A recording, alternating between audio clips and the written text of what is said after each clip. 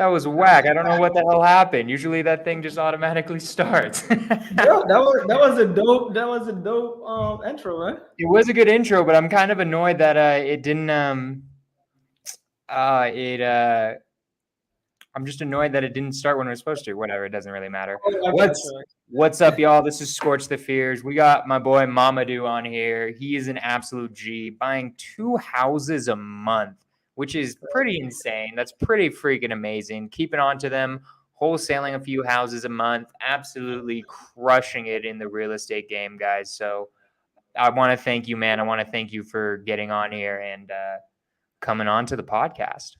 Absolutely, brother. I'm thank you so much for inviting me. I'm honored to be here, bro. You're crushing it, man. So Dude, thank you. really glad to be on here. Um, yeah, like it's amazing. So, okay. I'm gonna start. I'm curious. So, all right, let's do a little game real quick. Mhm. I'm a new person. You've never met me before. We introduce each other, and then you're like, "Yeah, I'm a real estate investor. I buy like 2 houses a month, and I'm just with no credit or credentials." And I'm just like, Right. "Wait, what do you mean you bought 2 houses a month with no credit or credentials? Like, what are you talking about? What do you say to that person? Because I love hearing it." What I say to that person is, the word creative finance, right?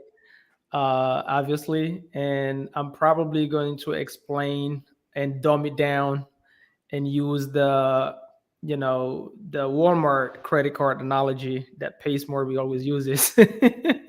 I love it. So yeah, the word creative finance, that's what I'm going to start with if I had to use just one word. Okay. And then so this might be a bit difficult to get into it, but like in essence, what makes just because I like it, I like reviewing with my audience sometimes. What's the main difference between creative financing and traditional financing? Like what's the crux that you would say is like the difference? The main difference is with creative finance, nobody needs your job history, nobody needs your credit, nobody needs to know where your grandma lives, right? You kind of control your destiny because you're dealing directly with the seller, and you can negotiate your own terms, and it's whatever you guys negotiate, right? There is no appraisals involved. There is no walking into the bank and answering a bunch of questions on files. Nothing. So that's the main difference. And so you're also taking over loans sometimes that people have been paying off for over 10 to 12 years. So if you know anything about mortgages, the first 10 to 12 years you're mostly paying interest, right? So if you buy a house right now where the seller, you buying it on subject to, meaning taking over their mortgage payments, and they have been paying that mortgage for 10, 12 years, they already paid most of that interest down, and now all you're doing is to come in and you're paying mostly principal. So you're paying that thing down is like a huge. So that's mainly the difference, I would say. I love it. Awesome. Cool. I'm messing a little bit with this because I'm trying to learn how to do the solo layouts a little bit. I wanna learn how to use StreamYard a little better. Okay, so I'll actually just get into your story now. So, Mamadou, how'd you hear about real estate investing? That is a very interesting story. Real estate investing. So I had my 9 to 5. I was working in Belgium. I had a government job, and I always tried to do something outside of my 9 to 5. I always had the entrepreneur mindset. I always knew going into that 9 to 5, I'm not going to stay longer than 2 years. You grew So up I in started. Belgium? I didn't know you grew up in Belgium. Yeah, yeah. I grew up in Pretty Belgium. I cool. was uh, I was raised in a refugee camp in Belgium. That's where Okay. I grew up. And so, when I started this job, I started another business on the side, right? So it was like wrapping cars. I don't know if you know, like when you see these luxury cars with like colors you cannot really find at the dealership. Hmm. We used to do that, right? We started that side business with a friend of mine that didn't work out well, and then I was looking. I, One time I was on a lunch break at my office, and I was looking for. I wanted to get into the business of renting wedding event halls and then like renting it out to, like, in my community, people like every single week is like weddings. birthdays, like they spend a lot of money into this. So I'm like, you know what? Let me just find like a freaking, how do you call it? Warehouse and rent it out for events, right? And like, so I was looking for that, and I landed in a weird random video on YouTube. I clicked the link, and it was about this guy. He's from Baltimore. He's well known in Baltimore. I always forget this guy's name, but he's really well known. And he was in a maybe I missed it. How'd you end up in America from Belgium? Yeah, that's the story I'm going to. Oh, okay, my bad. So while I was sitting there, I jumped, I landed on this accidentally on this video while I was looking for a warehouse, right, to start a new business. And he was talking about flipping papers. He was talking about flipping contracts, right? And he was explaining how he was in his mom's basement and he just made $800,000 just flipping paper. And I was like, what is this guy's talking about, right?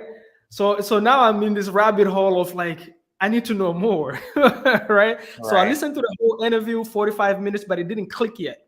All I retained is that this guy's flipping. So he's going to properties, he's putting on the contract, and he's flipping the document, and he's making money. I'm like, what the hell? What you talking about, right? So I started watching more videos. That day, that night, I went home, and I started searching more. Then I landed on Max Maxwell. And Max Maxwell, like his first video just clicked. To me, that guy is like the pace for wholesaling at the time. Like he was really good at dumbing it down. And so, bro, like after he was done with the explanation and I understood exactly what he was doing, because I did try to get into real estate in actually Belgium, but really over there, all you can really mostly do is to become an agent, right? Now I know it. Back then, I didn't even know what a realtor is. But like I had a friend that was doing it, right? And so when I understood that, bro, I made the decision that day that in 6 months, I'm quitting my job, coming back here in America and getting into real estate. So that's how my journey started. And I think I quit like 3 months later, took one-way ticket, came here. 2 days later, started driving for dollars. Okay, so you just got a one-way ticket and then you like just came here? So are you a citizen of Belgium or you're not a citizen of the US? I'm citizen in both. Okay, gotcha. Yeah, I'm citizen. I've been coming here back and forth, but I never just, I was working there. Like my job, you cannot like work remotely. Gotcha. Okay. So I had to quit. There's no other way. So I decided 6 months, and then 3 months, I was like, you know what? F it. What am I waiting for? So I kind of like asked them for a break. I said, hey, I'm going to take a break. I'm going to go to vacation and whatnot. And I came and I was like, nah, I'm not going back. So yeah. Dude, so like, I mean, that just takes like a lot of like courage, right? Like that's really freaking hard to go move from one country to another in order to start a business. You learn just on YouTube from Max Maxwell and you're like, screw it. This is it. I'm leaving. I'm not staying in Belgium. I don't want to be here. I don't really care. Like I'm going. Like how were you afraid? Like how did you deal with the fact that you're just like going balls to the walls and just saying, screw it. We're going for the fences. Like how does one get to that point? Bro, I think to me, like again, like I said, right? I've always been an entrepreneur at heart. I've always, with my 9 to 5, I always try to do something on the side. And I think I got that from my dad, because my dad, I've never seen my dad work. My dad has been an entrepreneur his whole life. And so for me, it was really a tough decision, number one, because in my community, like if you have that kind of job, you don't quit, because status and title is everything. So it was like going against the grain. So the whole family was like, you crazy. There is no way you're quitting your job. You got to go back, get back your job. Like, hell no, I'm doing this. But mind you, now that I think about it, I was sounding crazy because I'm telling them that I'm quitting my job, which to them is giving me security and whatnot. Well paid for Belgium is well paid. And so for them, it's like, you giving that up for something you found on YouTube? Right. It's like I could tell they're like, what next?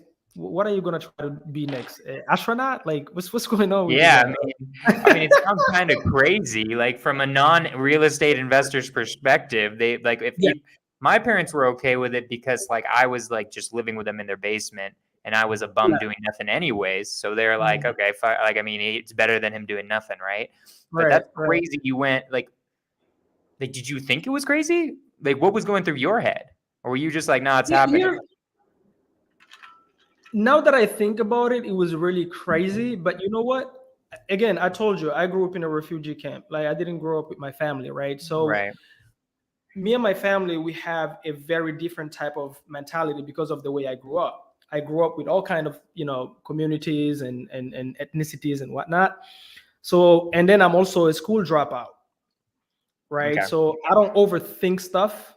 If I want to do something, I go ahead and do it, right? That's how I work. So sometimes it's good, sometimes it's bad, right? I'm also not I'm not afraid of risk. That's my personality.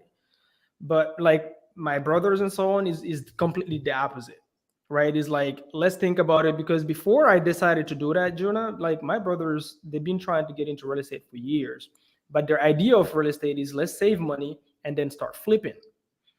And so they never got to it, right? Right, because that So takes when I forever. came here, right? So when I came here, they didn't know what my plan is.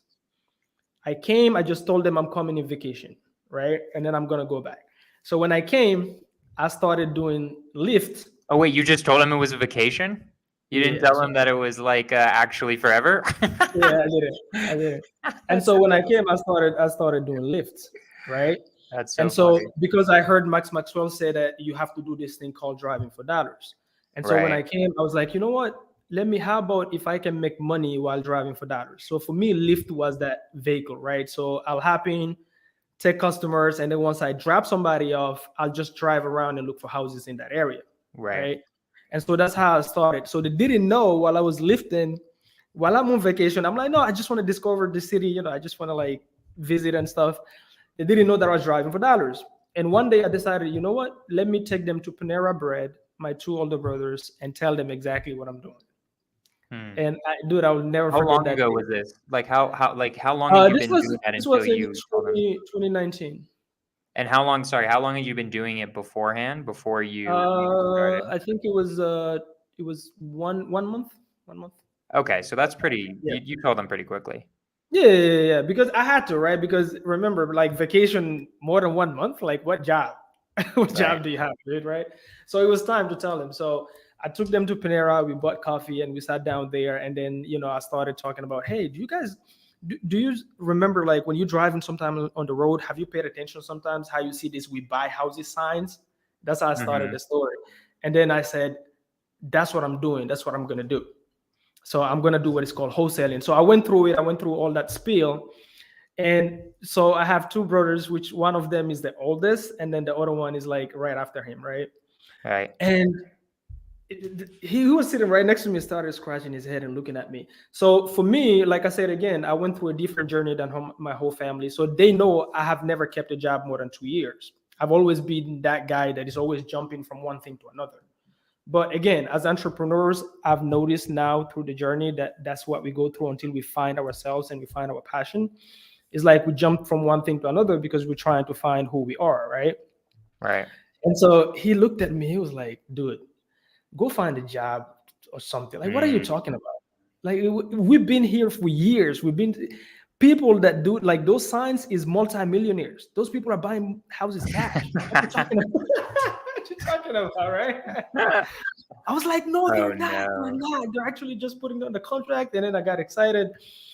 And as I was done, they were like, yeah, like for him, he gave me the look, go find a job. The other one, my older brother, he was like, listen, if you want to do that, great, but prove the concept. Is it just you and your brothers? Like, do you like when you said you grew up in a refugee camp? Were you like adopted by a family or like Yeah, what? I was adopted Because I'm by a curious. family. Okay. Yeah, Did you my tell your parents? mom passed away. I was 8 years old. Damn. And so we got split. So we got split. So for me, I was adopted. Yeah, I was adopted. And I grew up in a refugee camp by myself. Yeah. Okay. So we didn't like grow up together. We like kind of reunite like years later. Like I don't even want to go into that story because it's such a long story. Okay. But yeah, I got adopted by a Belgian lady, basically. Okay, gotcha. But this is basically your family, right? That's what I'm trying to get at. Is like your Yeah, brothers are family, like family. your like Yeah, like they family. seem to be like the ones that you run past stuff by, like in the Yes. same way that a lot of people run it past their parents. Like, Yes. okay, just double So in, checking. yeah, so same mother, same father. In my culture, is like your older brothers. If your dad is absent and your mom is absent, they are your dad and mom. Like you, that's the level Okay, of respect, right? And so yeah, exactly. So that's what I did. So to tell you, dude, I don't know what you're talking about right now. There's no way this thing is real. You crazy, but prove the concept. And that's how my journey started. And it took me honestly 8 months to get my first real deal under contract from there. I gotcha. So let's Yeah. go. Let's rewind a little bit though. So to talking a little bit about your that conversation with your brothers, because I think that's such an important conversation to really break down for a second Right.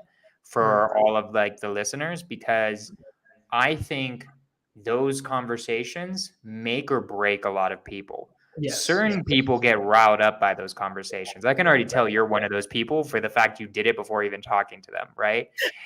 I got lucky in the sense that uh I didn't get lucky. I would have also been the same way, but like my family was immediately like, just go for it. Fuck it. Like, who cares? We'll see what happens, right? Right. But like, how did you feel when your brother was like, don't do that, that's for millionaires, right? Like, what? And like your brothers both basically said, one said definitely no, and the other one was like, try it, but don't try it for too long, otherwise you're Yeah. gonna look like an idiot, type of thing. So like, what did that do to you? How did you deal with whatever feelings that gave you? Um, it was a mixed feeling. It was a mixed feeling. One, it kind of like took my drive from here to here because I'm like, now like it's an extra motivation. I have to prove it to them that I'm not wasting my Interesting. time, right? And then the other one is also thinking like feeling like I'm a disappointment to the family. That Hmm. was another feeling. It's like I'm always jumping. Like in my culture, I come from a different culture, come from a West African type of culture where the parents kind of like decide everything for you almost your whole damn life. So What country? I'm curious. it's called Guinea. It's called Guinea. Guinea. Yeah, so it's called Guinea, and then so it's next to Senegal, and so is a very different culture, right? It's like culture is heavy, is like very culture, like everything is like you try to please everybody, right? You please in the neighbors, you please in the family, you try to keep the name. So like you gotta go get a job where you have certain status so that we can talk about you. So it's very like, and if your dad tell you something, you don't really like try to um you cannot necessarily disagree, if that makes sense, Right. right? So it's a culture now. Remember, I didn't grow up around the culture. That's Right. why I'm very different. Like I speak my mind, and so that was, so it's like on one side I know what I want, on the other side, so and then that also drives me even better because I have somebody I need to prove to them. Like I need a check to show them that this is real. And then second thing is like, okay, if this thing fails, then it really confirms I am a disappointment for the family. Like, dude, get your shit Mm. together, right? So it was a mixed feeling. So, but I think that feeling gave me the drive that I needed to go and make it happen. You know. I got you. I've Yeah. I've said this a lot to people, right? Like to people who talk about motivation and like where motivation comes from. I've realized it's two things. It's inspiration and desperation, Yes. right? Desperation is better than inspiration, in my Yeah. opinion. 100%. In my opinion, too. Yes. Yeah, like 100%. like for me, my desperation was I had literally nothing else going for me. So if this didn't work, then I'd be really screwed and like just like Right. not doing it at all. I also had inspiration, right? Like in the sense that like I wanted more for my life. Right. But I really want people to remember what you just said in the sense of like it's really important to have both. I think you need both to be really successful, but you need almost desperation more Yeah. than the inspiration in a lot I, of ways. I could not agree more. If your back is against the wall, like there is no better way to go out and make things happen. If like there is no plan B, like your plan B is your plan A type of situations. I love it. Definitely. So, okay, so here's my question for you then. So you go through that conversation, right, with Mhm. them. Mhm. That fuels you, which is pretty cool. A lot of people that wouldn't fuel. A lot of people that would Right. like shut them down. But Right. so and then it took you 8 months to get a deal. How Yeah. how were your brothers like? Were your brothers saying to you anything during those 8 months, or like were they like So being supportive, or were they just like you're being an idiot, or what? I think it's a mix of both. So here's the thing. They realized one thing after I think 3 months that I was super, super serious about this because Mhm. that's all I was talking about. I was locked in. When I say locked in, is locked in. I'm studying. I'm on YouTube, learning new things. I'm making the calls. I'm driving to properties. I'm like networking, right? I'm going to all these real estate events. And so they start to realize like this time he's really serious about something. Like this is not he's not backing down from this. So the support now started showing. So they would ask me, how is it going? Da da da. And one of my older brother, I used him as my practice. Like every time I'll learn something, I'll go try to teach it to him. So that because that's how my mind works, that's how I retain information. So every time I learn something, I'll get excited and go while we're having dinner and stuff, because I was with him at the time. I would get so excited and come like be like, I would start talking about whatever strategy I just learned, right? And I would tell him about my appointments. When I go there, I'll make videos, I'll show it to him. I had few properties under contract. He saw the contract. It's just that at the time I didn't know my numbers, so it never like Yeah. penciled out. But at least I had things on the contract. So for him, it's like, hold on, there's something here. So people, without knowing if you have, so to say, a penny in your account or Right. your nothing, they will actually sign a contract. Like he was like, wait, you gotta be kidding me, right? So now he started saying there's something here, but still I don't have the check yet. So he's like, it's like, No, I this. love it. What I also love about that is that your work ethic proved it to them. They didn't Right, necessarily need you to make money immediately. They were just like, "Oh, no, no, no, he's making it happen." It doesn't right, matter right, if you're if you necessarily have money in your bank right now, you're right, making something happen. There are people doing this. Like what I really like about that I don't think I've gotten from any other interviewers so far is that like I think almost every other one said that like they had to have made money to really prove it. What I like there is like no, your persistence can right, prove it to your family as well. It doesn't have to be just you or your right, money. It can literally right, be like I'm doing this every day. Look, here's a contract. Here's a right, contract. I went to a seller's house and right, it's now signed, right. which I love, bro. Like that's pretty freaking cool. So And if you think about it, right? Most entrepreneurs, when you listen to their story, if you think about it, before they found that one thing that made them wealthy, I'm not talking about making money, I'm talking about creating legacy, creating wealth, things that actually mhm, change other people's lives. If you most of them, they've jumped from one thing to another that failed, and they found that one thing that worked, right. right? And so think about this also, because at some point it might, like, I went through a lot of frustrations in my lift, because I'm like, why aren't they supporting me? Why aren't they helping with maybe like, Mm, marketing money? Like I'm lifting, I'm almost sleeping in my car, because sometimes I'll like lift till 2 a.m. and I'm making my cold call sometimes in my car, right? damn.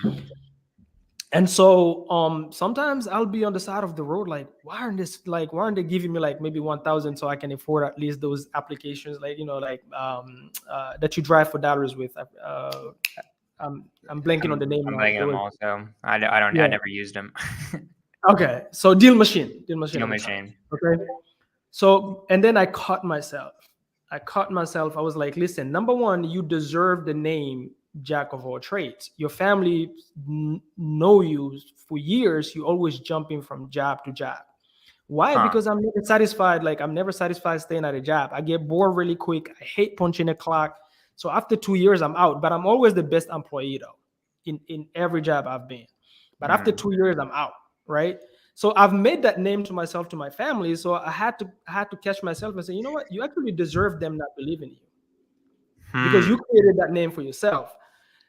Two is you don't have lot of stuff going on. You left school. I left school because I was doing something that I didn't like. I was forced into it. I was doing mechanical engineering. I didn't like it. My godmother chose it for me, and I quit. I was tired of it. And so I was like, you know what? You don't deserve anybody not calling you a jack of all trades. You deserve the name. You gave yourself that name because you've been jumping Right. around, right? And so here, also, nobody, this is what I said to myself, literally in my car, bro. I said, nobody asked you to quit your job. Nobody. You made that decision. You said you're going into real estate. So you prove it. Right. Nobody owed you shit. Once I said myself these 4 things, bro, it was done. Like I was done complaining. I was done feeling sorry for myself. It was grind till I proved the concept. Does at all costs. I love that so much, bro. What I love about that too is that what I love so much about that is that is the attitude you need for success, is just extreme personal responsibility, right? Like Right, extreme, like I am the owner of my own destiny, right? Like, because right. I definitely, complainers lose. That's Yes. just is what it is, right? Like if you had gone the opposite direction and been all bitter about your brother's not willing to help you, you would have never made it. Like impossible. Right. Like you would have Right. given up because your bitterness would have stopped you from doing that. So what I love 100%. about your story, at least so far, is that um you're like harnessing, you're coming to realizations in your head. It's like, wait a minute, I deserve this reputation. Like I've done things like this in the past and it hasn't Right. worked out, or like I hadn't Right. been keeping my word as much as I should have. Or two, um like, what do you mean? Like to yourself, like, what do you mean? Like, I chose this. This is what I Yeah. chose. This is part of the bargain, right? Yeah. How did you come to that? Like, did that just naturally come to you, or like, were you No, like, you ever do I sitting? remember one day I was super frustrated. All my contracts keep falling through because the numbers don't pencil out. I can't dispo anything. And I'm Can you tell like, me is this thing what day? Like, how long had you been doing wholesaling or real estate I've at this been point? doing at this time maybe like 7, 8, almost 7 months, 6, 7 months. So right before you got a deal, right? Like a Yeah. month or so. Yeah. Okay. I was about to quit. I was about to quit before I joined Step Wow. 2, but we'll get to that story. So I was like, I don't even really know if this thing works, to be honest, because I'm still this to me, I'm just okay, I'm putting things on the contract, that's true. But I can't sell nothing. And all I really see is checks people showing on YouTube. So it's like this thing really real, and am I wasting my time? And also, I'm tired, like I'm lifting, I'm tired of doing lift, but it's funny because Lyft helped me get my first real deal, right? I was doing it by Lyft. Mm, But I think it was just frustration. It's just one day I was really down, like I was really, really down, right? And so I started like finding, how the brain like takes you and start now you're finding excuses and you're finding people to blame. right. And so it's like I started thinking, first I grew by myself, nobody raised me. Now here I am struggling with Mm, this business, nobody's helping me. So my brain was feeding me that type of stuff. And then I just snap. So in my car, when I started real estate, my journey in real estate, I stopped listening to music. So my car was always Jim Ron playing, or interesting. I'm sorry, can you hear me? Oh, okay. No, I said interesting. It was motivational speakers like Jim Ron, this other guy, the black dude. You gotta be hungry. I forget his name. His name, oh my I know gosh. who you're talking. I know who you're Yeah. talking about, but I've heard his name. Always listening to these people, listening to Max Maxwell's podcast, listening to Steve Treng's podcast. Always positivity. So that helped me a lot with my mindset, and I started reading too. I didn't read before books, read Rich Dad Poor Dad, and so I just snapped. Right, I was like, you know what? I just told my brain in my car, like, shut up. And then I went through those 4 things. Like, nobody asked you this, nobody asked you that. And stop being sorry for yourself and prove the concept. You said you're going to do this, so prove the concept. And that changed everything for me from there. So now I was even more motivated to get out and drive my lifts. And I made it a point to, if you get in my car as a lift, passenger, you will know before you get out of my car, you will know I am in real estate. And I will ask you if you know anybody in this area looking to sell. And that's how I got my first real deal. And you decided that at that moment, right? Right. Like literally, I know it because I've heard stories like this so much that I Right. already knew that was the moment you made your first deal. It wasn't when you Right. got the contract signed. It was the moment when you had that conversation with yourself that night, Right. right? Right. Do you, because I have moments like that too, right? Like Mhm. I personally have moments where um, I think back and I'm like, that was almost as like that was like a very important moment in my real estate journey, in my entrepreneurship journey. The biggest one in my head was when I was staring at my first check. Mhm. For me, was like the one where like a bunch of things clicked in my head of like Mhm. what was possible. I didn't quite have a conversation like that, but I can tell that was like a critical moment in your journey. Um, Right. so I just want people to know that like usually it's a mindset shift that gets you to the next level. I think there's like I think almost every single, you can tell me what you think of this. This is a theory I've been thinking about recently. I think Okay. every different um, level, I think Mhm. that you have to have a moment to get to that level. Some of them are Right. smaller than others maybe, but like I remember, for instance, my one of my biggest moments was when I wasn't scaling, right? Mhm. Like Mhm. I had been trying to scale for a while, or I hadn't been trying to scale. I was too afraid to scale. I had a fear of spending money, right? Like I Oh, was like, wow. I don't want to spend money on this business. I don't want to go from like I'm making 20K a month and I'm only Right. spending 5K. Like if I start spending 20K, then I'm gonna make no money. What I didn't realize was that I needed to spend 30K to get 60K, right? Or more, right? Like that's the move. Yeah. That's my personal story with it. But I think I'm doing this more like I'm almost doing this for the audience of sense of like those moments are the moments where I think successful people are made, or those moments of like realizing, oh, wait a minute, I'm Yeah. being held back by something or I'm not doing something right. So anywho, 100. I want to go on a rant 100%. there for a second. So I had the same fear, to be honest with you. That's why I never joined for 8 months. I've never joined a coach, mentorship, nothing. Mhm. I was consuming the free content. I was going to the meetups.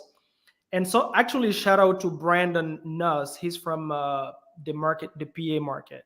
Okay. That guy, I met him. He's a full-time flipper, full-time wholesaler at the time. He still is crushing it. Not very active on social media, but crushing it. And I met him at a meetup. He gave me his number. I was, still doing the same thing that I told you I was doing, driving Lyft and doing this. And he said, reach out. I think he was just trying to be polite at the time, but I was the only one bugging him every single day. Hey, I got a seller. Can you help me talk to the seller on three-way? So I'll text him. This guy never got tired of responding to me because I think he saw something in me like this is taking action. So one day he took me out on a drive. He said, "Hey," he texted me. He said, "Can you be in the morning?" It was like a 4 hour drive away or 5 hours. I said, "Yes, I'll be there." So I came that day. I think he came out with his acquisition. They had a deal that they're about to lock up, and he took me to a tour to all his where his flip is happening, and I saw that made it real to me. Like I saw an actual person in front of me locking up a seller and also There showed you me. go. I was like, okay, this is real. And he was like, in his truck, he was like, Mamadou, you got what it takes to make this happen. Love it. Like he made it real to me, right? So guess what? For me, also all that what I was doing is the deal machine, right? Those driving for dollars app, bro. I didn't want to spend any money, so what I was doing is I was going from 7 day trial to 7 day trial, right? So I would I would hop on my lifts, I For would drop eight off months. somebody. Yeah, bro. For Drive eight for months, you've been dollars. going from free trial to free trial, one Yeah. week free trials. I love that. How On many the emails sixth did you day, make, you think? I don't know, bro. You At the must have sixth made like day, 40. I've tried every app you can imagine. So what I'll do is Love that. I'll drive as much as I can for 6 days. And then I'll go on my computer, upload the list because I know the next day they're gonna cut it, and then I'll move on to the next app, right? Because I didn't want to spend the money. And forget about mentorships. People try to approach me. A lot of, especially like Baltimore has a lot of like gurus. They stopped doing deals like years ago, but they're all selling coachings for $199 a month, right? Never wanted to join until the day also I decided to join Sub 2, but we're gonna get into that story. I remember when I sent the money for Sub 2, it was my last pennies, bro. But I don't know, for some reason that day I felt like either I do this or I quit. Like I'm done. I love it. Yeah. Let's stick. We'll get to that. I want to get to that, but I want to start with, because like this is like a good. I think you're introspective enough to ask this question of like, what do you think was holding you back for 8 months? Because 8 months is pretty long. Like that's like usually the longer end for getting a first deal. I feel like.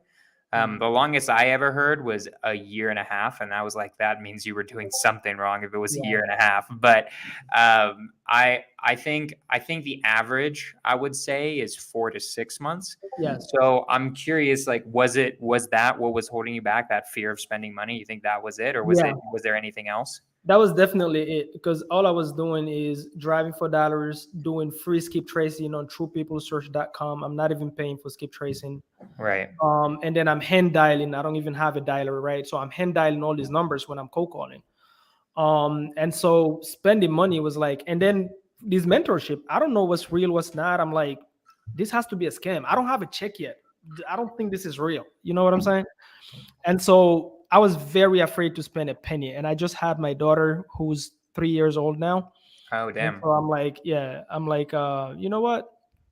I don't, it was really the fear of spending money. I didn't want to spend a penny on this until I proved the concept.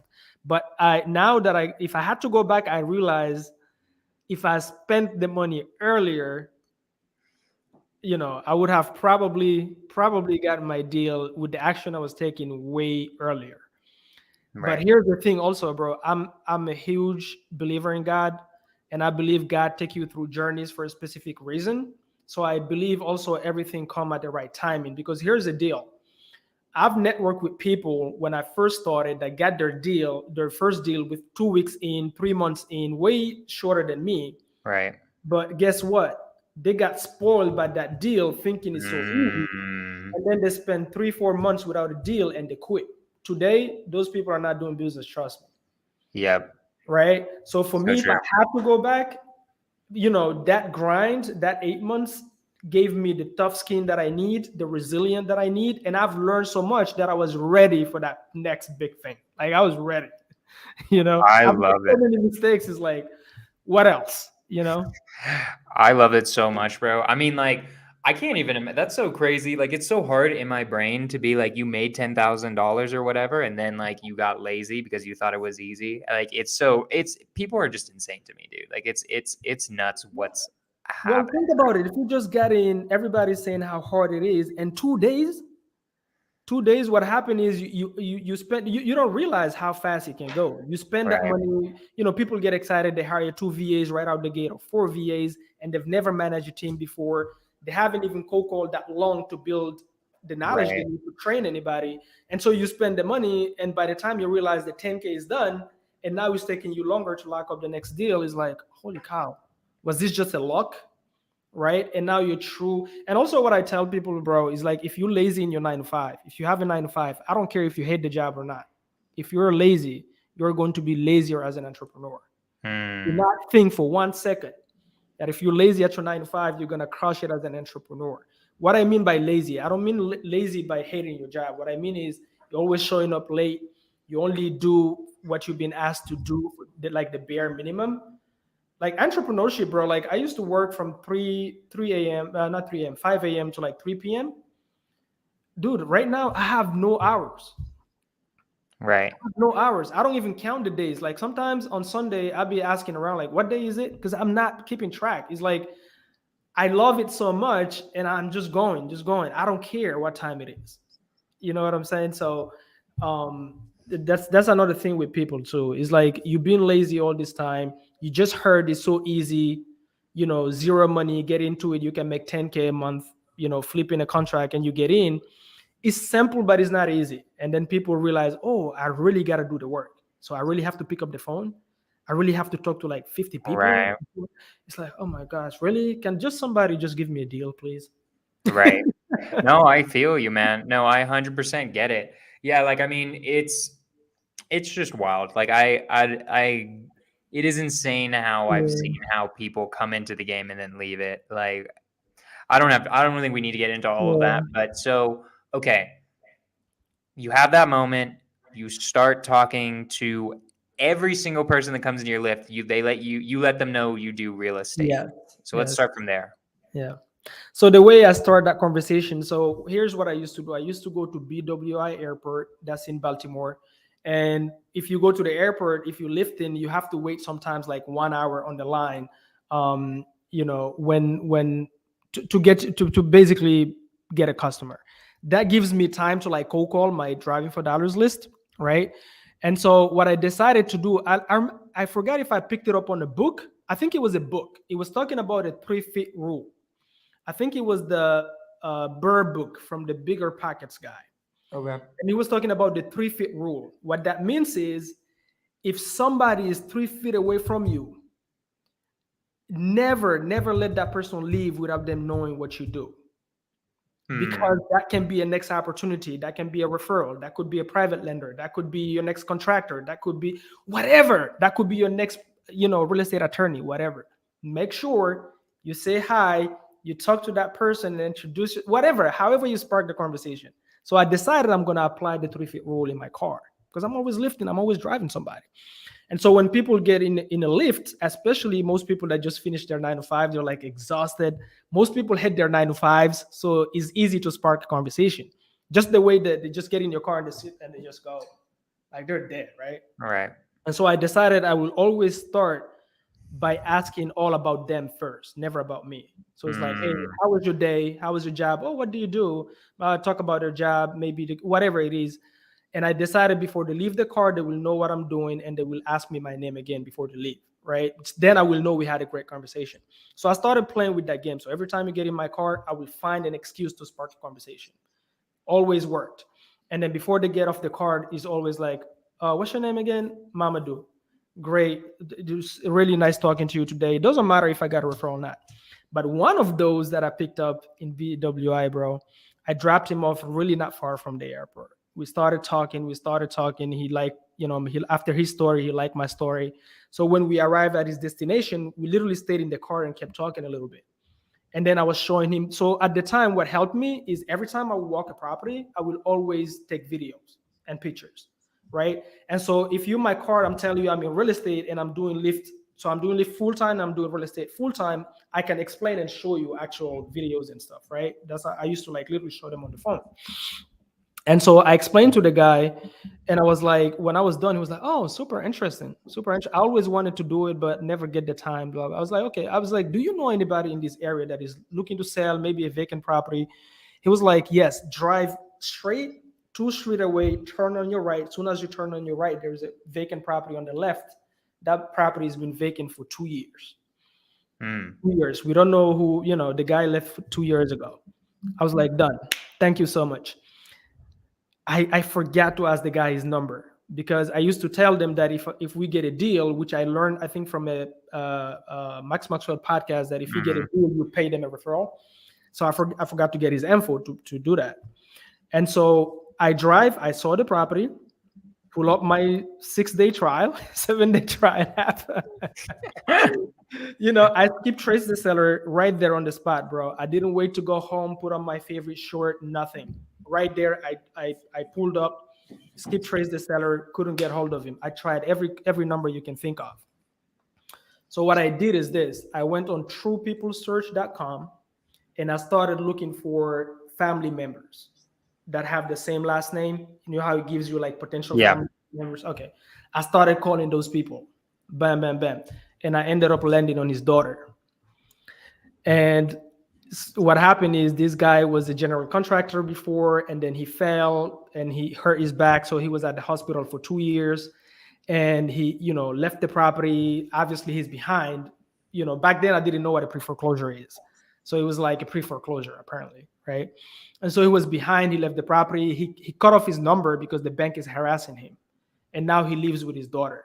And every time you call, he don't want to pick up the phone. He tells his daughter, no, don't give it to me. It's the bank. Right.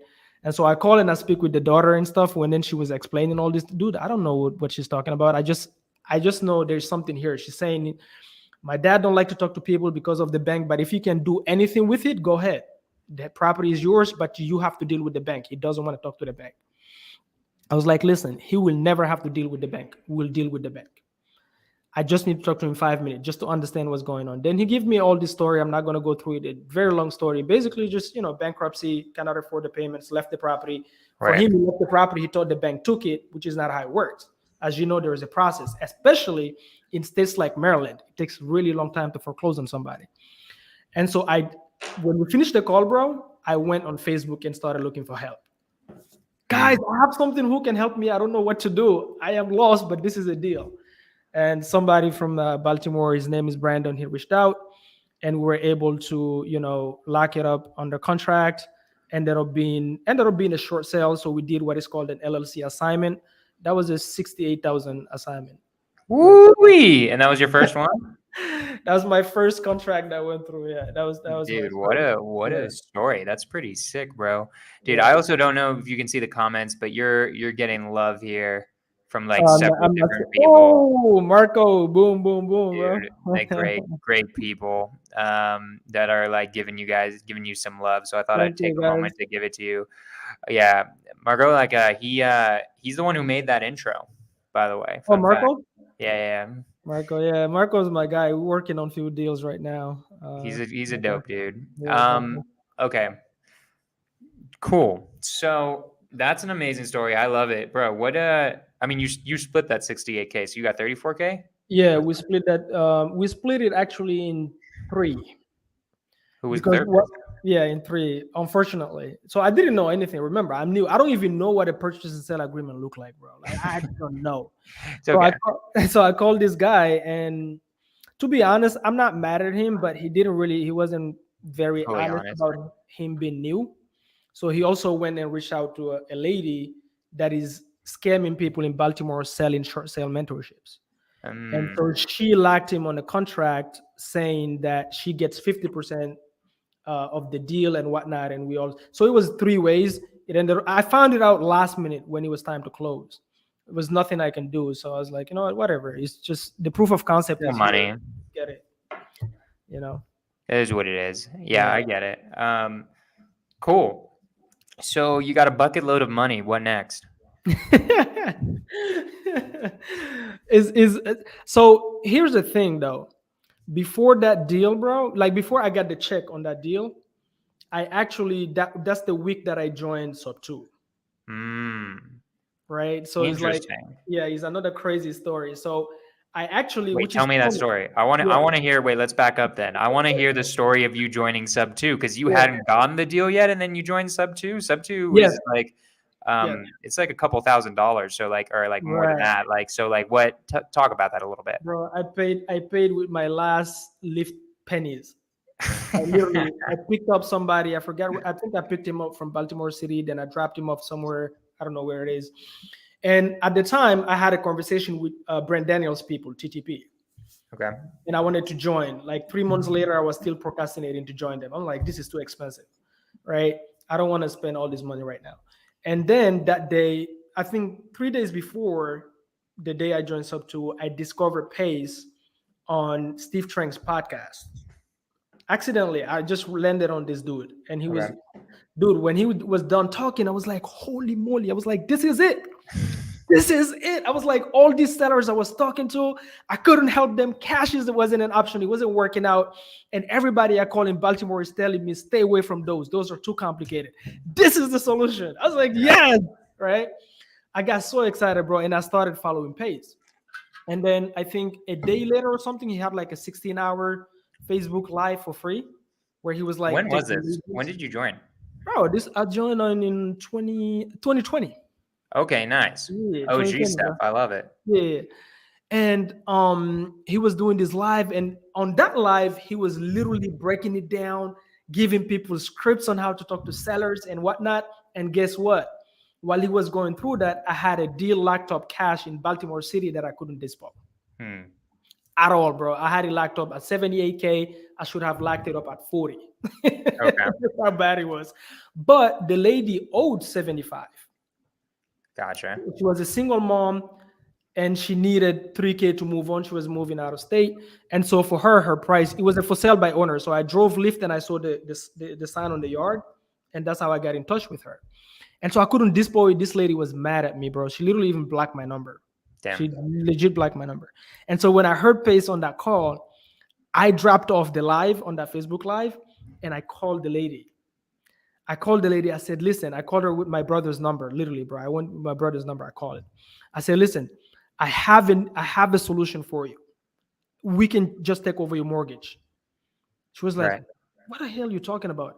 I said, listen, this is exactly what I said, Jonah. I didn't try to make it up. This is what a lot of newbies now, they do that. They try to explain stuff that Right. you don't know. I told her, listen, I have a new partner, right? We can take over your mortgage, but I don't know how to explain the mechanics of it at all. But if you want to explore the option, tomorrow I will bring my partner to explain. Love it. Perfect. That day, bro, I dropped off the guy that was on my lift that night because I called her at the night. I was still driving my lift when I called her. I dropped him off next to Target. He got off my car, hopped on the phone with I forgot his name, but a guy from Sub 2, basically. I said I want to join. Pull out my card, bro. Like my last pennies. I remember when I paid for Sub 2, I had $72 left. Oh, damn. $72 because I'm like, I gotta get this deal. Like I have to make this deal happen. I don't know how to do it. I don't know the paperwork. I'm reaching out on Messenger. Nobody's responding to me, right? On that people that I saw on that live Facebook. And here's what I did, bro. I paid and I prayed in my car. Because when you pay, they'll send you the code tomorrow, like your logins and stuff. I was like, please God, tell me this is not a scam. Please tell me this is not. And I never told my brothers that I actually spent that money on the mentorship. Never. Ooh. Until I got I had the check in my hand. Okay. And so the next day, I got my logins. Jumped in Sub 2, bro. I was like, guys, I need somebody right now. I have a lady ready to go Sub 2. Like, I need help right now. And at the time, a guy named Reese, he hopped on the phone with me. We talked to the seller. I'm sorry? Nice. Yeah. Talked to the seller, bro, and done deal, made $19,000 on that deal. So I got my first Sub 2 days into the mentorship, basically. Hell yeah, bro. We assigned that, made $19,000. So I got the Sub 2 check first, and then 3 days later, I got the other assignment for the short sale. So you got a double. You got like a double whammy. So you got damn, that's sick as hell. I got all the money, and that's where Jonah, I went, you know what? This is what was holding me. Right. I never invested. I was so afraid to invest in myself, and here I invested in myself, and God just paid me back a whole freaking year. Yeah. Investment. Bro, that was so. I went like I was in my car. I started crying, and I sent the picture of the checks to my older brother. He was like, "Holy cow, this is real!" It's like, yes, I told you guys. I told you. Oh my God. I love that for so many different reasons. So one is, I'm gonna quickly go back just for a second, although I really want to stick on that moment of being like, guys, this was back in 2020 when there were like no people in Sub 2. Right? Yeah. So like that's why, like, if you do that now, someone will hit you up. Like if you do that, even just in the creative financing Facebook group, hit up Mamadou now. If you got like deals like that, his IG's right there. He will help you out. Quickly shout out the markets you're in again. Can you tell them all? Yes. So guys, I am in Atlanta. I am in Texas. I am in Florida. I am in the Carolinas and also in Maryland. You should 100%. I feel like the line you just dropped, I have a way of taking over your mortgage. I have no idea how to explain it. Let me get my partner on the line. Is the only line anyone needs to make so much goddamn money. They don't need to know any other line. They just need to get somebody else on the phone. Yes, 100%. That's what I was saying. That's the line that'll make you so much money as a new person. That's what I was saying. There's so many newbies that DM me, bro. They're like, Mamadou, how do I explain something to the seller? I'm stuck. I'm like, you don't explain it because you don't know how to explain it. Right. Tell them I will get my business partner on the phone. They will explain the mechanics. I don't know nothing about it, but I know we can help you out. Because sometimes your best closing line with a seller is to actually be honest with the seller. It's almost always the best closing line. I feel honest. That lady, bro, when we closed that deal, she legit told me that, hey, Mamadou, so she's a very Christian believer, right? And she, even on the weekend, you cannot talk to her because she have I forgot what type of church she's from. Right. So, but she like literally don't talk to people. I forgot what type of denomination she's from. And when we closed the deal, she was like, Mamadou, the day you walked in my property to walk the property, do the walkthrough, the day before, I prayed to God and said, whoever get an appointment with me, no, and she prayed to God to bring her help to get out of this property. So because she just went through a divorce, she got, I think it was 3 kids. She's a single mom, home teacher, right? Cannot make meet, right? So this mortgage was like the world for her on her shoulders, and she's trying to move out of state. And so she made a prayer that God sent her somebody to help her on this property, right? And the property needed a lot of work. So the agents, every listing agent was telling her, hey, you got to fix it up before we can list it. Obviously, you already know cash buyers are lowballing the heck out of her, right? Mhm. Which cannot even cover her mortgage. She's like, Right. hell no, I cannot sell you 40, I owe 78. And they don't know how to solve that problem. When we solved it, she told me, Mamadou, the day you walked in, I actually, like literally that was my answer, because I have never gave somebody an appointment to come and walk the property. And so the Mm, prayer that I did the day before, you were the answer to that prayer. damn. That's when I understood that this is bigger than real estate. It has nothing to do with real estate. We're actually just problem solvers. And if we truly care about people, we can create whatever legacy we want, abundantly, without any doubt, if we just focus on solving problems, and the real estate will come with it. I love that so much for so many different reasons. Like like it's so sick that you got 2 deals in the same same at bat basically, and then Yeah. B, like it's so true in the sense that like always the people who win. I've noticed, like I'm not particularly religious, but I consider myself spiritual. Like I believe the universe provides things. Mhm. I haven't met a real estate investor who doesn't at least believe somewhat in the universe, Right. like a Right. successful one, Right. because I feel like those beliefs like precipitate your forward drive It of like does. what you need, Yeah. right? Like, because you said you prayed the night before, didn't you? Or like Yeah, you prayed, I yeah, pray. I you prayed am. too. Yeah, I am a Muslim, a Mhm. believer. So yes, I pray. Yeah. Right. So like, anyways, I just love all of that story, dude. Just real quick for me, because I know this feeling. Try to describe that feeling when those both hit the bank. How? Bro, On the big screen. here's what I did. I was lost for words, so I went inside. I didn't want them to wire me. I went to pick up the checks because I wanted to see it. I wanted to smell it. And when I was in the elevator, like I could feel that I'm about to cry. Mm. So I rushed to my car, sat in my car, and I thought about my daughter, and Mm. I made a video for her saying, "Baby, I wasn't wasting my time. I, I just, I'm about to cry right now if I tell the You're story." making me teary eyed a little bit. I still have the video. I said, listen, I didn't waste my time, baby. I just made it. Here's the check. I proved the concept. Yes. And we're just going to keep moving forward. And this is what I'm going to do for the rest of my life, not because of the money, but because of the impact. What that lady told me at closing, bro, it was like, I don't know. I don't know. I don't know. I got Yeah, you, bro. it was a mixed, yeah. Yeah, no, I got you, bro. I mean, like, I remember my experience with my first check too. Like, I had a similar experience in the sense of I had, I had like a similar situation with like a lady, and like I really helped her out of like getting out of the house that she was in, because she like her story was crazy. Like she had like a granddaughter who was being molested, and she needed money now to like be able to get her out of there. But like people don't understand that like those Yeah. are the types of situations we're Yeah. helping, right? Yes. And Yes. that's why like this business is so like soul purifying in a way, if that makes sense. Like I don't even know Yeah. someone else would like understand that Yeah. in a lot of ways. Yeah. But yeah, man. I mean that brings like a lot of like that you got me a little bit teary eyed there. Too. I don't have kids, so like to imagine you like going like being to your daughter having that video. I mean that video, how often do you watch that video? I'm curious. I watched it last yesterday. Yeah, I like I still believe watch it. it because I'll be honest with you. I've been clowned by folks in my community a lot. Went through a divorce. Mm-hmm. It's a lot of stuff.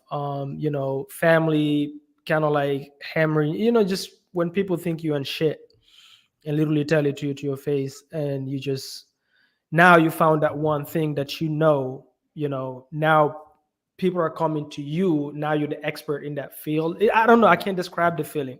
But for me, it was not about the real estate at that point. At that point, I understood that I am truly, truly passionate about helping people. I am passionate about all this time I would run to my brother like teaching. I love that. Mm, And I'm like, listen, this is bigger than real estate. This has nothing to do with real estate. Real estate is the bridge to get me to my actual true passions. That's helping people, impacting others positively, changing my family's course. Like my brother right now, one of my older brothers, he's my integrator. You know what mm, I'm saying? We're taking down Airbnbs together, doing all this fun stuff because he comes from a data background.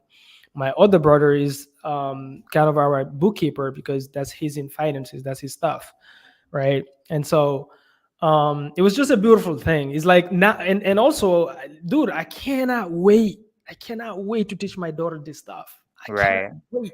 I'm telling you, you know. I love it so much. It's cool. It's dope that you brought your family into it. Like not just your not just like your you made it where your brothers were a part of it too Yeah, now. Like where they yeah, became like your yeah, business partners, they like helping you out with the business, which like yeah. I bet is pretty fun too. Like It's I don't super know. fun. It's super Yeah. fun. I mean, my older brother has been my hero forever since our mom passed away. He's been taking care of the family. He's the one, kind of sacrifice his childhood and his youthhood Mhm. to Right. take care of us, work, go to school, send us money, take care of us. And so he's always been my hero. So to prove to him that,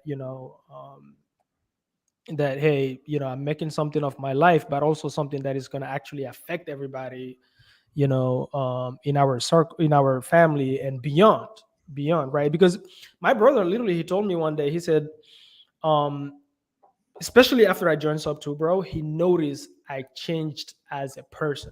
Mm. Forget about the entrepreneur. He noticed I changed as a person. And so the person I'm becoming, that's what they How were so? How do you proud of. think you changed? Like, I used to like, bro, just party a lot, always partying, chasing the girls, hanging out with the wrong crews, again, jumping from one thing to another, so they notice that I'm more home, I'm focused, I'm more spiritual, I'm reading, I'm teaching them stuff. This guy is Mm. going crazy, especially when I joined sub 2. Is like my brother heard Pace so much that he thought like Pace is my side chick or my wife or something. It's like every time we start eating, you pace. Right.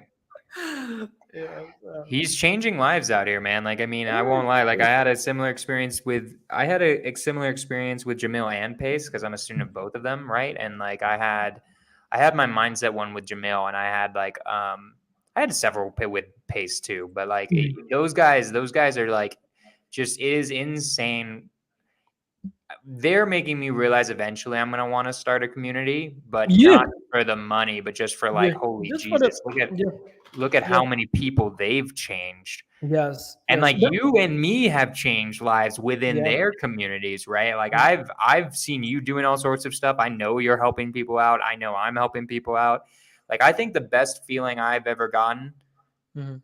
other than maybe the first time I got my first wholesale deal, was when people text me and are like, dude, because of the stuff you taught me and told me, I got $30,000. Like that shit is wildly, Okay, that never gets old. you cannot describe the feeling. Up to today, when I get those DMs, even when I post like a sample post, somebody says, "Man, you just helped me. I was dealing with." It's like the is incredible, or just hearing your story was super inspiring. That's why it's so important to have these YouTube channels.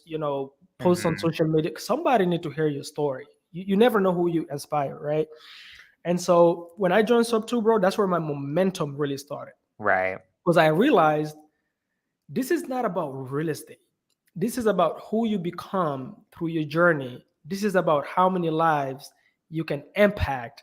This is how. So yesterday I got a not a weird, but I got a private message on Messenger. The Mm. guy saying, "Hey, I just joined Sub 2, or I'm listening to Pace, and this guy keep mention your name. Is like, I want to know what's the hype." So I'm like, it's not the hype, is that I joined this. I thought it was a mentorship. Then I joined.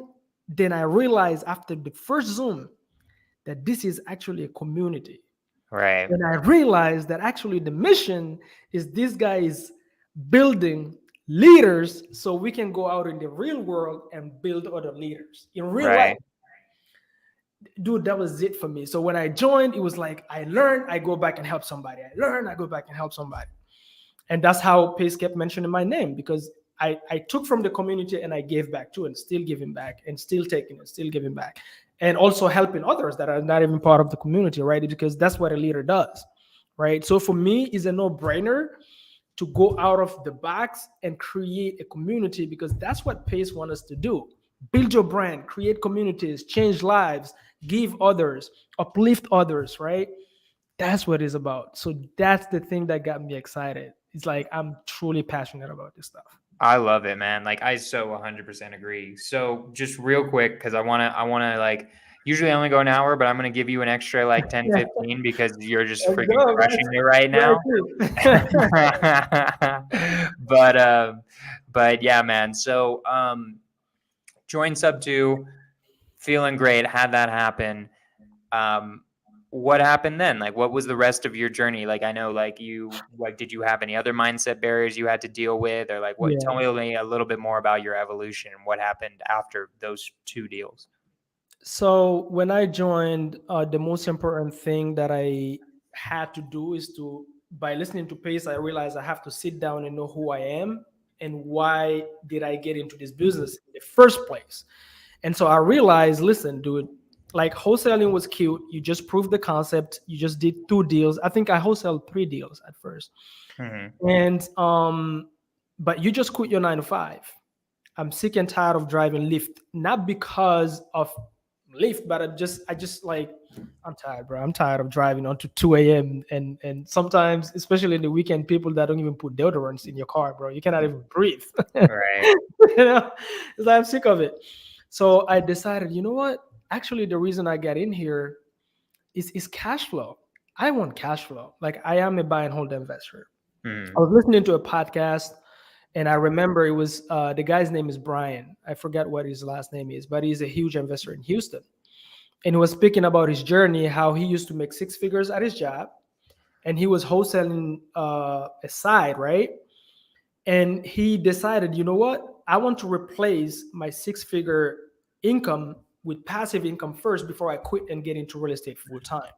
Right. He said, because I don't want to have the anxiety of having to chase that next wholesale deal to feed my family, because it is a hustle. And so that was his business model. So this guy never quit, even though he was making 6 figures in wholesale on the side. Right. But he said, until I make that through passively, I'm not. And that story, I related to that story. That clicked to me in my head. I was like, yes, that's me. That's me right there. Because I keep hearing over and over people that has been wholesaling for years, and their number one regret is they never kept anything for cash flow. Right. They're just wholesaling. I've heard so many of them talk about it. So I decided I'm a buy and hold investor. So after 3 wholesales, I decided whatever it takes, I'm going to find a way to hold properties. That was my next, journey. Level So up. I had to figure out how to do that because I haven't made enough money yet to do so. And so my first buy and hold, I got a deal, brand new house, VA loan. Guy just bought it, don't have to do nothing. I decided this one I'm keeping it. So I ended up learning what is, doing wraps, right? And so my first cash flow deal was a wrap that I did in the state of Maryland, brand new house, VA loan, got paid up front and getting net cash flow without any landlord headaches. Boom. So I got hooked. So I'm primarily cash flow, and then wholesale. I still wholesale because you got to feed the machine, right? You got to pay the marketing and whatnot. But I am always more excited seeing a 1,500 cash flow than seeing a 50K assignment fee. Makes sense. No, I get it, man. I mean, like, yeah, like I'm evolving there to a point. The hard thing with agents is it's really hard to get buy and hold deals in like creative ways. Yes. But I've got like I've been marketing myself out as like, look, like I can close deals because people don't know this. I actually am really good at direct to seller too. Like I did direct to seller before agents, and I have closed like a few wholesale deals from direct to seller. So I've been helping out people. I own a few rentals, but 100% also need to get on it because I've mainly been a wholesaler so far, my man. Yeah. So, all right, cool. Well, I love it, bro. I didn't really get in too much to the like. So guys, actually, I did 100% did. This is how you buy two houses with no credit. Is you let's go through his story again. You gotta take personal responsibility for wherever the hell you are at right now. Mm-hmm. B, you say, I don't know what the hell I'm doing, and then you just contact Mamadou. And C, just keep driving for dollars, cold calling, whatever, and just have Mamadou's Instagram right there to help you out. You'll help people out in any market, even if it's not yours, right? Like will you? Or like yeah, only if it's a rural area, I don't waste time with that any anymore. metro area. Yes. Yeah, exactly. cool. He'll help you out like 100%. I want you guys to follow him on his IG.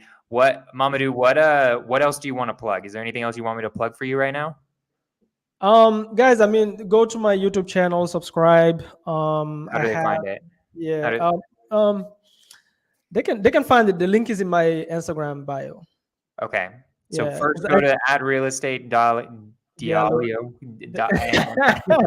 Say your last name, bro. Diallo. Yeah. Okay, cool. And yeah, guys, love helping whatever you need. I mean, just this week we've helped lock up 5 deals, all from JV, all from Instagram DMs of people that need help. I love pre-foreclosures. Like I really, really love those. I've been doing those a lot. I mean, Jonah, I'm in your space now. Like this week we got 3 contracts, all from agents, all sub 2. Oh, nice. Let's go. Let's go, bro. Yeah, guys. I mean, my YouTube channel also. I'm gonna have Jonah come on my YouTube channel too. Hey. Interview. I have what is called the bold effect. Why the bold effect? Because I feel like the more I go in this journey, the more I realize in my journey I had to be bold. Like I had to get out of my shell and become bold. My last name Diallo actually means bold. Somebody that is bold, right? That's what it means. And so guys, plug in with me. Love helping out. And that's it. Boom, Marco. Wait. You're not out yet. There's one question that I always ask at the end. So, what if you could go back to yourself when you just started driving for dollars, like at the very beginning? What would you tell yourself then, that from all the stuff you know now? I would say 10x it. Explain. What does that mean? Like I know it's Grant Cardone, but like explain it for people. I would say whatever you're doing right now, if you're driving, if I had to go back to that Mamadou, I would say right now you're driving, you're getting like 50 properties a day. I want you to do that times 10. Times 10, because there is so many people right now sitting inside their homes, desperate for you to come and help them out. Desperate. They need your help to move on to the next chapter of their lives. It's your responsibility to find those people and help them. So get off your ass, stop being lazy. You're not tired, and get to work. I love it. I love it so much. Guys, that's Mamadou. What a beast. I guess you'll see me on his podcast pretty soon. Next week, guys, it's going to be a lot earlier. It's going to be at 12 p.m. PST. It's because we got our guest Lauren Hardy. Do you know Lauren Hardy, Mamadou? I've heard the name. The name rings a bell. She's like pretty big in the TTP wholesaling Inc. world. But anyways, guys, that'll be at 12 p.m. PST next week. I want to say thank you so much, Mamadou. You're a beast. Everybody go follow him on his Instagram. Follow him on his YouTube. His content is pretty dope. He's a great guy. I'm going to end it there, y'all. Skorch the Fears, episode 46. We killed it yet again. Let's go.